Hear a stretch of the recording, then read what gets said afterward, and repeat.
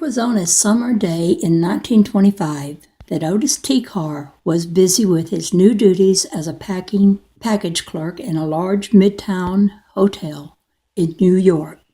He had just arrived in the city to study art, and he found employment in order to cover his tuition. First, he had felt impelled to come to New York. Upon arrival, he had felt impelled to apply for a job in a particular hotel.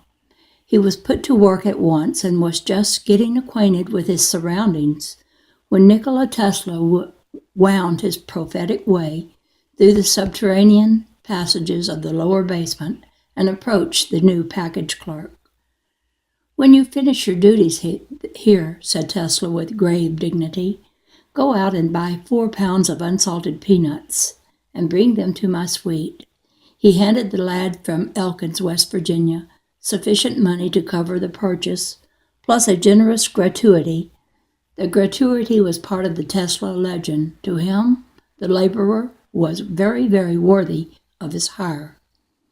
Otis was not surprised at the nature of the request because, as he had often been told, in New York, one could expect anything to happen. It was not in the least like Elkins. My thing is getting hard to hold. It was not in the least like Elkins. The package clerk carried out the order and delivered the peanuts to Tesla. Meanwhile, he had made a few inquiries among the other clerks, and he found that Tesla was a great scientist who fed peanuts to pigeons. He even took care of the sick and injured pigeons and kept many of them in baskets upstairs in his suite. Upon making the delivery, young Carr was invited by Tesla to come in for a chat. This was the beginning of one of the most unusual and most fascinating stories of discipleship that has yet come to light in modern times. Usually, people look upon the training of a disciple as something extremely mystical and esoteric, something that takes place within a lamasery or secluded retreat, far from the haunts of men and pigeons. But in this instant, and it certainly is one of the most successful instances of discipleship on record, most of the training took place on the steps of the New York Public Library. I'm taking this off of the little tripod thing because it's just not working for me today. I'll hold it in my hand. Day after day, in good weather and bad, young Carr carried peanuts to Tesla. And day after day, the elderly scientist and his young protege would stroll along certain streets where flocks of pigeons were wont to gather in anticipation of the scattered nut meats. The pilgrimage usually ended on the steps of the library at the west side facing Bryant Park. There the two sat side by side with Tesla luring the birds to eat out of his hand, while he explained to young Carr the fascinating details of their mysterious intelligence. Tesla is said to have talked but little in those years, but fortunately young Carr was not inhibited by any knowledge of this fact. He asked the great genius so many questions and listened with such rapt eagerness to every syllable that Tesla soon gave him a nickname, the Sponge. This served as a little joke between two good friends, but actually the name was well chosen, as Tesla realized when he selected it. When the average disciple is in training, he gushes forth questions like a fountain in full play. It would seem to an observer that such an individual could not possibly absorb the answers, even if answers are forthcoming from a teacher.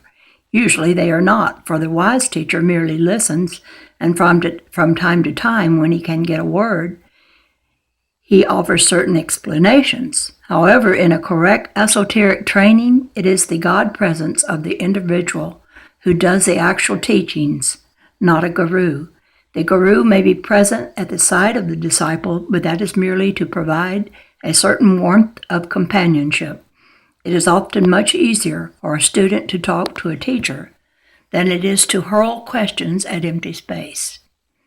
Esoteric training is based on certain scriptural phrases. Before you have asked, I have answered. Ask, and you shall receive. Knock, and it shall be opened unto you. Seek, and you shall find. I am the way, the truth, and the light. In this attitude of seeking, questioning, asking, constant wonderment, that the hallmark of the disciple, that's the attitude. Direct answers from a teacher are not only unnecessary, but often confusing. It is absolutely necessary for the disciple to ask, for that is the spiritual law.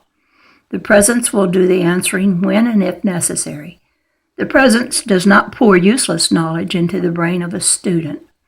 Only school teachers do that sort of thing.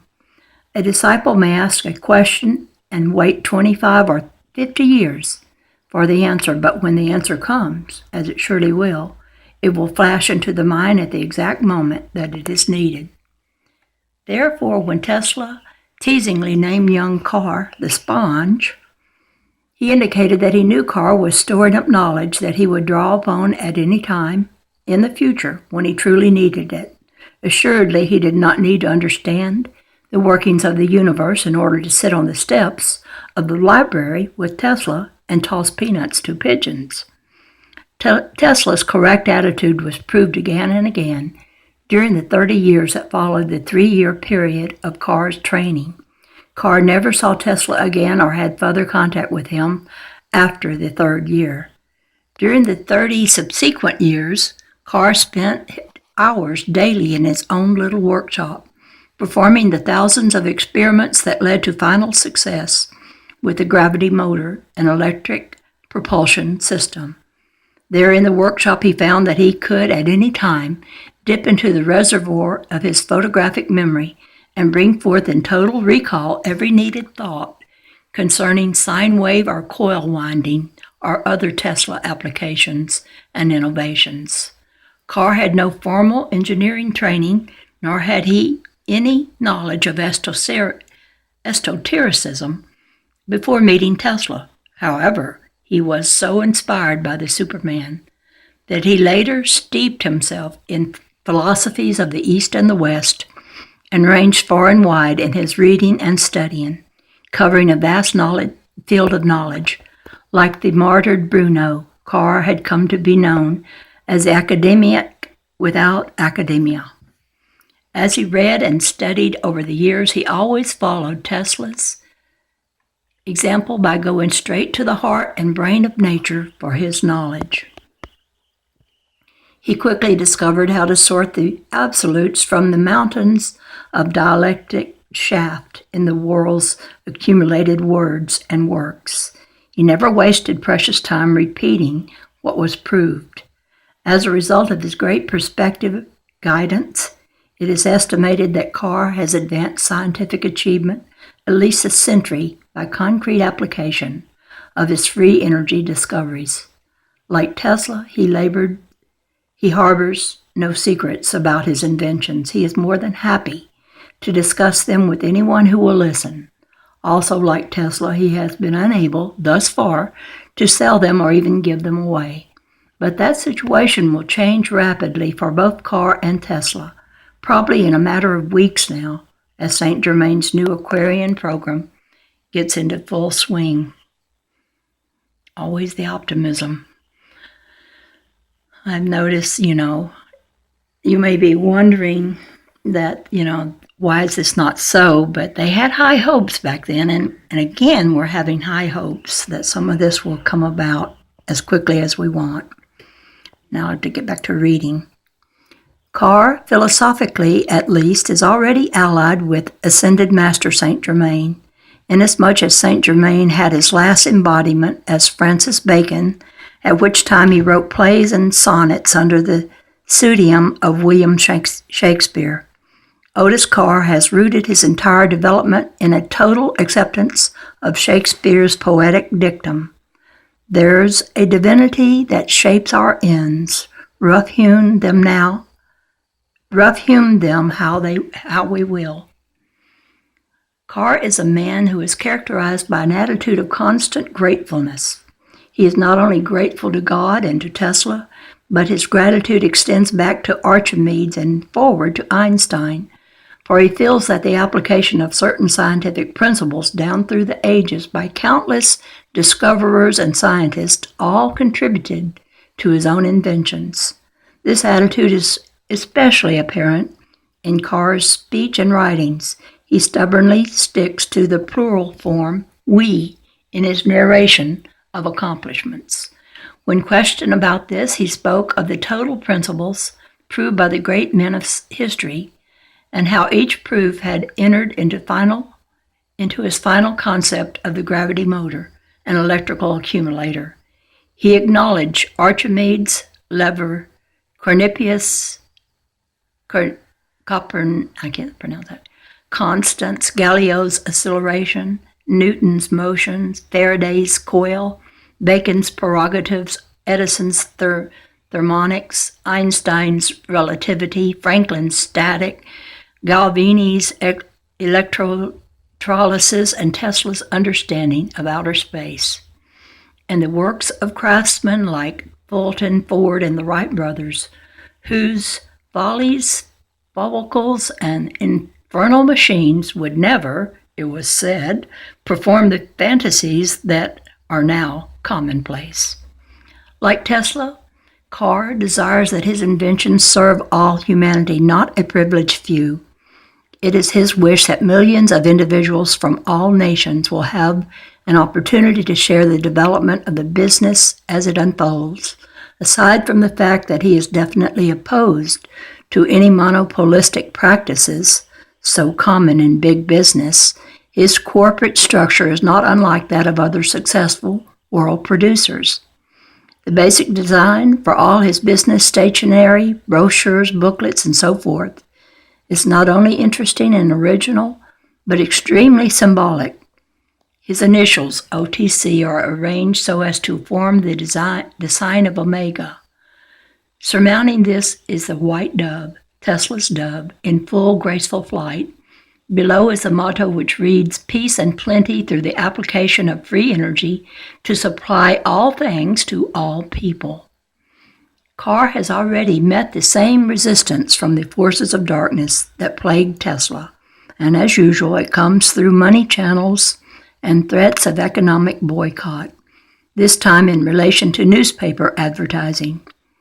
In launching his announcement of his inventions, Carr had a full-page advertisement prepared for insertion in a leading daily paper in Baltimore. The advertisement was paid for and accepted by the paper. Shortly thereafter, it was canceled by the newspaper and the money refunded.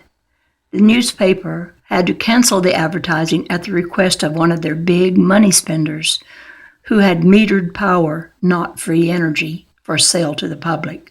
Therefore, the people of Baltimore and vicinity were not even privileged to know that one of their own citizens had invented free energy devices capable of powering everything from a hearing aid to a spaceship. While the government still denied the existence of flying saucers and daily newspapers refused to give outstanding news to their readers in the form of paid advertisement, the uninformed public remains uninformed. They do not even know that the problem of space flight has been solved on this planet by an American citizen. They are not even told that it is now possible to power everything with free energy drawn from the atmosphere, that we need no longer be enslaved by petroleum, coal, and old forms of energy. This is news of world importance, yet so strict is the gangster censorship imposed by the Silence Group that newspapers founded for the purpose of giving news to the public dare not carry out their function, for to do so would mean running the risk of ruinous economic sanctions. However, Carr and his associates displayed no resentment over the refusal of the daily newspaper to carry the advertising. Instead, they placed page ads in small suburban weeklies which were observed to have the sudden business windfall. Which were overjoyed to have the sudden business windfall. The result was not only amazing, but proved conclusively that the public wanted to be informed about Carr's inventions. Far and wide, From far and wide, letters of inquiry began to pour in. Hundreds of extra copies of the newspaper were requested to be sent to relatives and friends in distant states and countries. Requests for literature on the car machines reached huge proportions and continued to soar day after day. Scores of people sent in small amounts of money, from $1 to $5, as a down payment on stock that was not even offered for sale. Visitors began to arrive with requests for information on everything from vast power plants to spaceships. Meanwhile, Carr had offered to build and deliver spaceships to governments wishing to send expeditions to the moon or elsewhere, but these offers were declined in favor of much more expensive rocket and missile programs. This is a most interesting and intriguing development. The space people have stated that they will not permit military or tourist landings on the moon. The hierarchy has announced that no individual in an unascended body can make a trip into outer space. If governments do not believe in the existence of flying saucers from outer space, then they cannot accept the fact that the space people have a station on the moon. Why, then, do they hesitate to use a Carr spaceship to go to the moon and find out for themselves what is up there? It seems obvious that they do know there is a space station on the moon. Undoubtedly, the space people have told them that they will not be permitted to land, and they know the space people mean business. In the meantime, they can keep on playing with their rocket toys or in order to fool the taxpayer and give the impression that he is getting something big and grand for his money. Carr is not planning to have a large spaceship ready for flight for at least a year.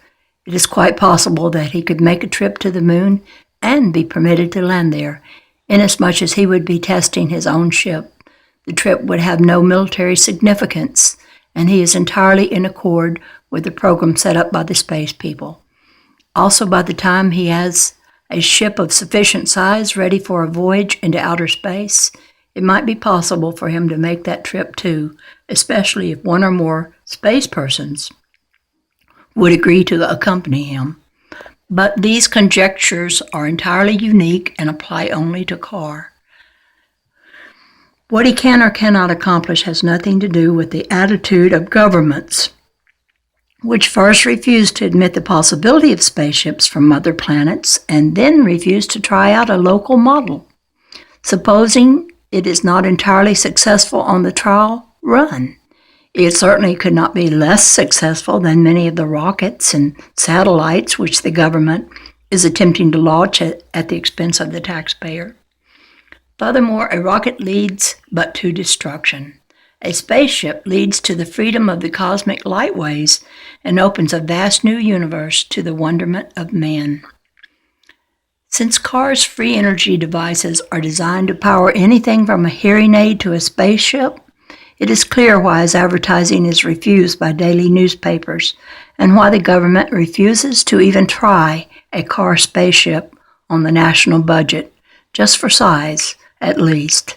Carr's free energy motors will power automobiles, for one thing, a development which would do away with the need for gasoline, and as an added advantage, do away with smelly exhaust fumes.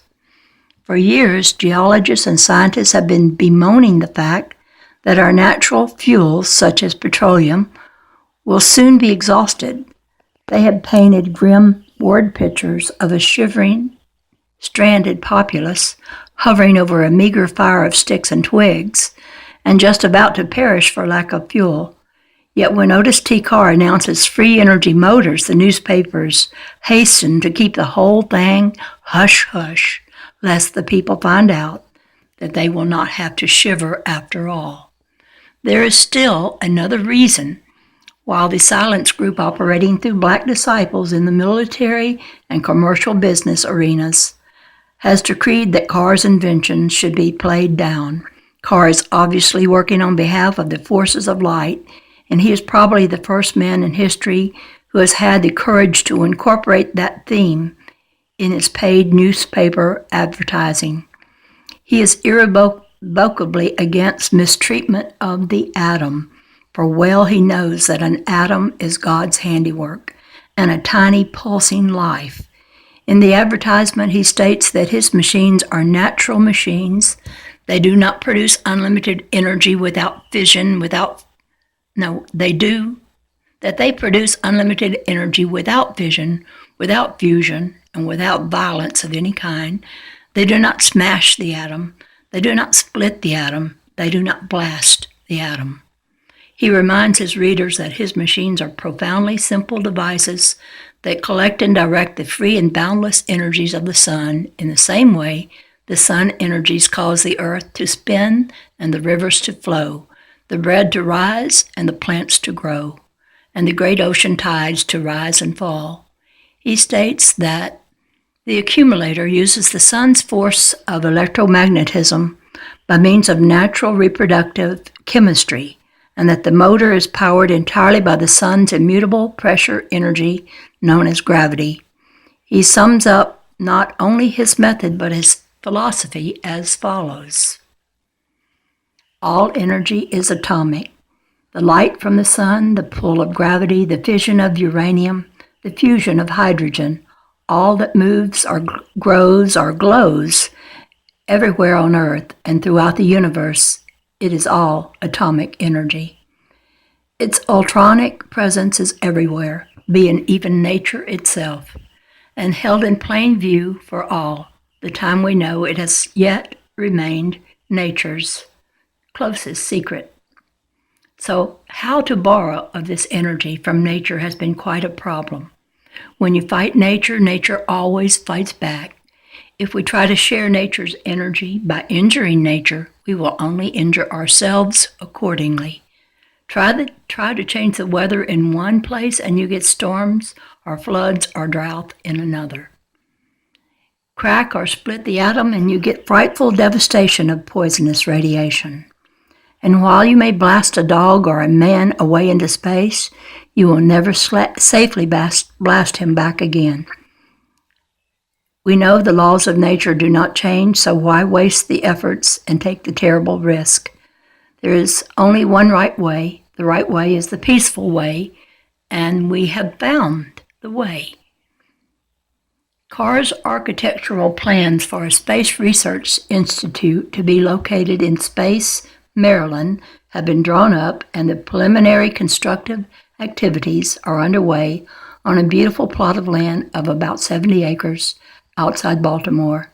The new post office will be called Space. Space Research Institute is expected to become the world's center for activities connected with spaceships, interplanetary travel, interplanetary communication, and a better way of life through the utilization of natural solar energy devices.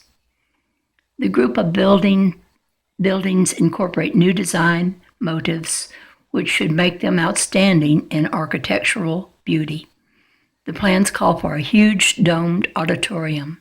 The interior of the dome will be decorated by Salvador Dali, who is currently preparing a huge mural masterpiece to be enshrined there. The subject is the prophetic story of Ezekiel's vision, approached from the space-time cosmology. A total space concept is portrayed by 4 guardian cherubim, and over all hovers a portrait of the white dove of Shambhala, Tesla's Earth companion. Although Space Research Institute will serve as headquarters for the Otis T. Carr Enterprises, he does not plan to mass manufacture any of his devices. The Institute, as its name implies, is strictly for research. There the group will design prototypes of machines, which will then be turned over to other manufacturers to be produced in quantity. Mr. Carr has behind him the long history of Tesla's frustrating attempts to make the world a more comfortable place in which to live and to give humanity countless hours of leisure time for study and evolutionary advancement. Therefore, his primary interest is not in becoming a manufacturer himself, but in the opportunity of all industry the world over to share in the ownership and distribution of products patterned after the basic prototypes. Since Carr is a disciple of Tesla, and since Tesla refused to participate in the conniving, competitive commercial manipulations of his day, businessmen everywhere are eager to know how Carr, faced with problems almost identical to those of Tesla, plans to surmount the many obstacles which are certain to be placed in his way by the forces of darkness. The answer seems to be contained within the utilitarian functions of the inventions themselves. Once the public knows that the devices will provide a better way of life, it is up to the public to demand that the inventions be made available. The OTC circular foil spacecraft looks and operates like a flying saucer. The first experimental models will be anywhere from 40 to 100 feet in diameter and will cost millions of dollars, as do first prototypes of any aircraft. However, one small model, 10 feet in diameter, will be constructed for special test purposes in actual usage. Unlike conventional aircraft, the large space vehicles will soon be brought down to family size of about 10 feet in diameter.